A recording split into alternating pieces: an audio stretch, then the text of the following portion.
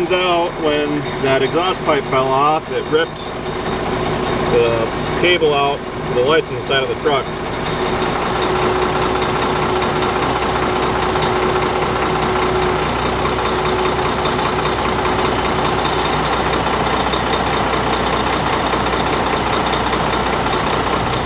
All fixed, for now anyway.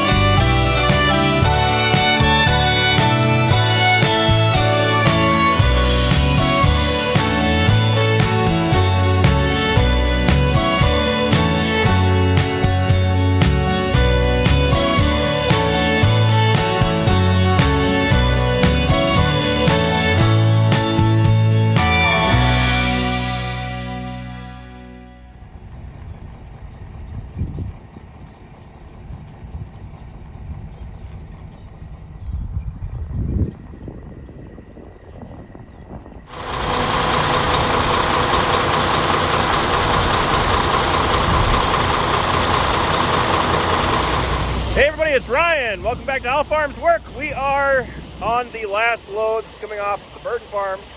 What's left, they're going to throw on that wagon over there, and Travis is going to haul that back down and put that into the bin at the main farm.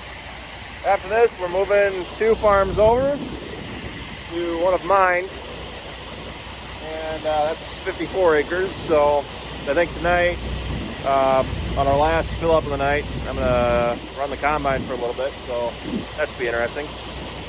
But, about to take the last load of dads for the year down to Gavilon.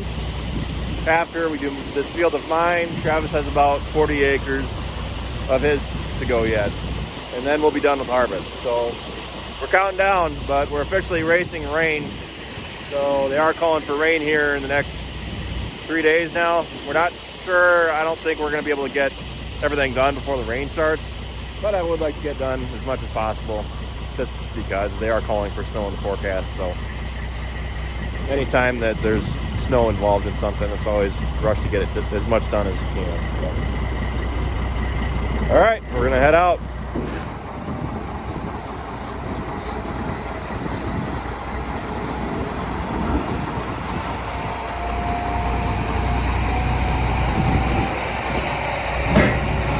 Driving a Freightliner is so exciting. You never know if that burning smell is someone burning a pile of leaves or if the truck is starting on fire.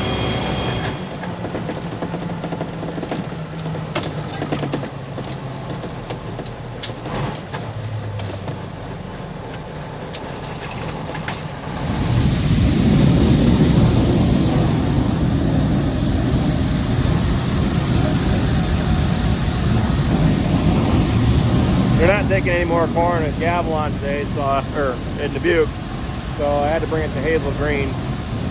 This is much slower. Voice is perfect though, 14.99.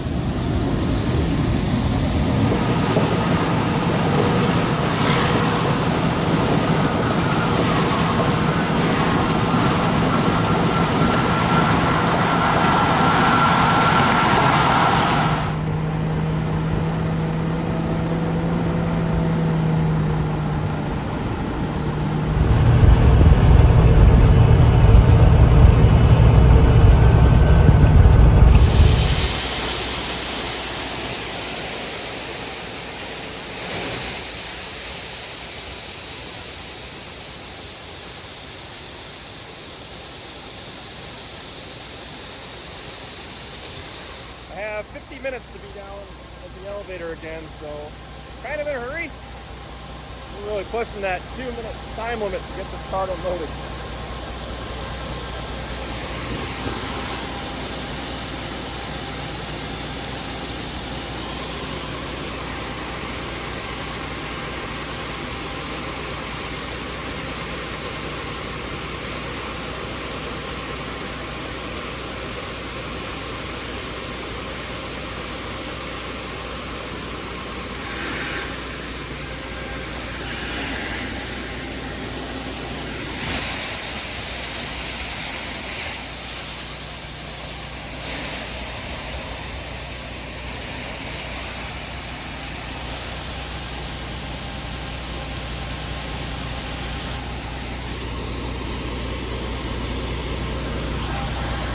I don't know if I'm gonna make it. It's currently 4:16, and I'm gonna be pushing it as far as getting down there in time. So I'm gonna try to drive the speed limit as much as I can, not try to get caught behind anybody that's driving real slow. I should be able to make it, in theory, as long as there aren't any trains or slow drivers.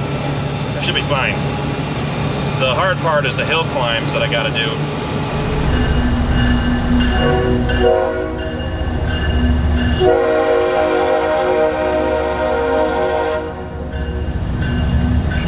That's a lot of chickens. Well, I've got 60 seconds to unload and get out of here before they close. I guess I'll just have to wait, huh?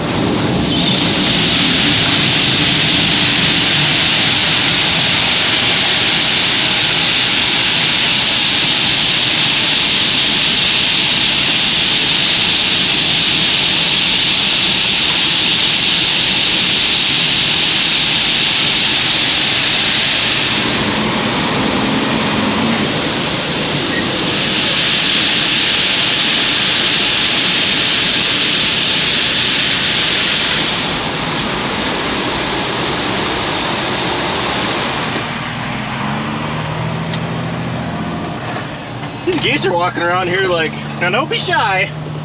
They're more afraid of you than you are of them. So what do you do when you're driving down the freeway and someone cuts you off? You overtake them, and then you give them the old razzle dazzle. Not that I've ever done it, of course.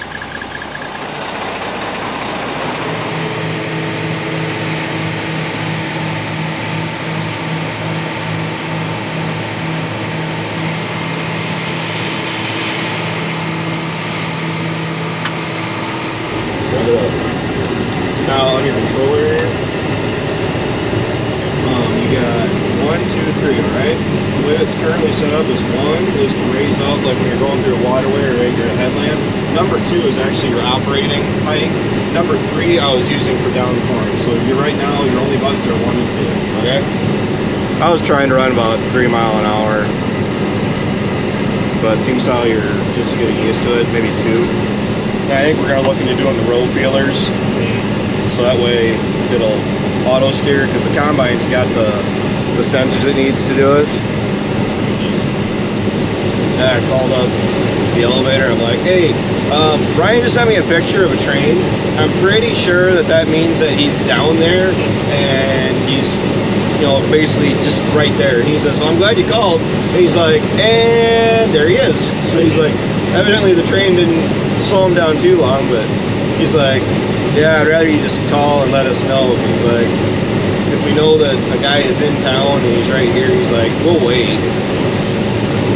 Well, that's the thing, you don't know. It could be 2 minutes, it could be 10 minutes, it could be 3 hours. Basically what he's saying though is it's always safe to at least call. I mean, I didn't realize that first field that we harvested, which was of mine, had that much down corn in it.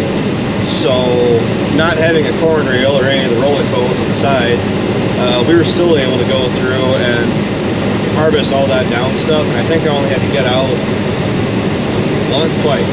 once. I only had to get out once because of the down corn. The second time I got out is because I had an ear of corn somehow wedged between the deck plates, which all I would have had to do was open up the deck plates and I'd been fine, but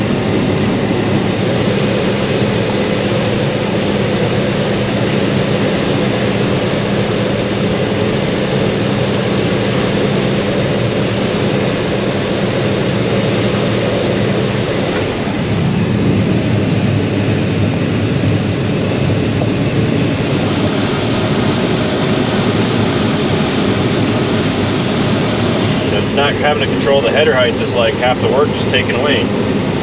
yeah, I know, you can focus more on driving. That was an added perk that I didn't know that we would have with this thing. I don't know, I'm looking forward to harvesting beans with it too, just because efficiency. Honestly, that's, you know, 6 rows, 30 feet of material, corn and beans basically is the best way to say it. So you're taking a 30-foot swath across the field at 4 miles an hour, ideally. I mean, your efficiency is so much better than what it was with the 9510. Because unlike you and Dad, I had the privilege of going from running this back to running the 9510, and the horsepower and noticing the lack of horsepower in the 9510. And definitely feeling it on that hydraulic, the hydrostat, and the handle, trying to move around. I mean, it's a lot snappier. Yeah, this and horsepower with this thing is not a problem. I haven't had the chance to hear it yet, but you and Dad, everybody's saying how you can hear the turbo whistle with this thing. Oh, fun, isn't it? You think you're lined up? No, I'm not. No, yeah, you actually were. You just can't see that outer row unless you're leaning all the way forward. Yeah. Oh, there it is. So the flashing lights do just come on automatically, temporarily? Or you gotta have something set hit up there. I think you have to have the rotary beacon button on or something. Well, they just went on out there.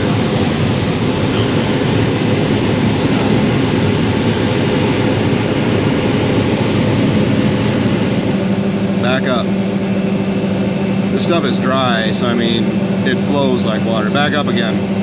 Put it over the axle? Yes, essentially.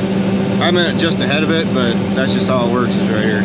Because I'm trying to not put all the weight right on the hitch. Okay, now swing it in. And you're going 2.5 miles an hour, right? Yep. Did you get any corn in that bin? I dumped one wagon. This is going to be the second wagon. I did the math. It's going to be three wagon dumps. That's what it'll take to fill it.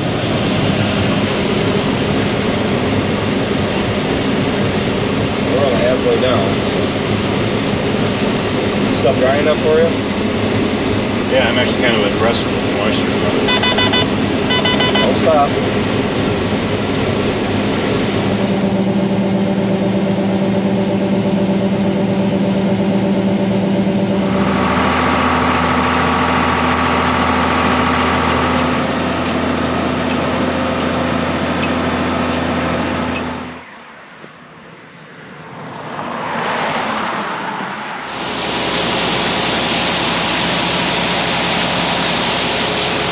we just finished that farm of mine, which is 54.5 acres. And that leaves one field of Travis's, which is about 40 acres. So Travis has been hauling down with the 76 and the wagon to fill this small bin here. So I'm putting my feed corn in this one. But I should have corn left over to sell next year. So this bin can historically fit around 2,200, 2,400 bushel. Pretty good. But I'll use that to feed my calves. And then whatever's left over, whatever the price of corn is next year, I'll sell it. And these are the pudgy little guys that the corn is going to be feeding. So there's actually one more out there with the cows yet that I've got to get in, but I have not seen the cows since I don't even know when, because I have been gone during the day. So the only time I've actually seen them was when I go out and check them at night, and I don't see nearly all of them. So I let them out into both pastures, but I can hear them bawling now, and I can actually see a couple on the other side of the fence here. So I know that they're short on feed, so I need to get probably this creep feeder out of here. That's a big one. And then the bean head is over there yet. I need to take that out of the field. And all the bales are taken off, so we can let the cows out into the field. I can also let them out into the 11 acres over there as well. But I'd like them to clear up that 11 acres, because then when I let them out into the field, they'll all be out here. And that way they'll all be around home instead of spread out over the pastures. That field ended up averaging 229 bushels to the acre, which is fantastic if you ask me. It makes me wonder what that other field of mine would have done if there wasn't wind damage in it. But I expect to get some kind of payment out of insurance for that field, because I do have wind insurance. So we'll wait and see what the insurance agent has to say. Maybe he'll see that field that we just harvested and go, yeah, you know what, you guys don't deserve a payment. But I don't think it'll be like that, but we'll just have to wait and see. So that's pretty much it for this video, guys. Thanks for watching. Be sure to check out all of our other videos. We've got one farm left to harvest, so I'll probably do some footage on that. But harvest is pretty much a wrap. This is going to be the earliest we finish harvesting in quite some time. Having that combine, even though the truck is a big constraint right now, definitely saves us time. We can see it even at night, because I am home and it is 6 o'clock. With the 9510, it would easily be 9 o'clock every night before we got back. So it's definitely faster to fill the truck up at the end of the night and early in the mornings too. I'll see you next time.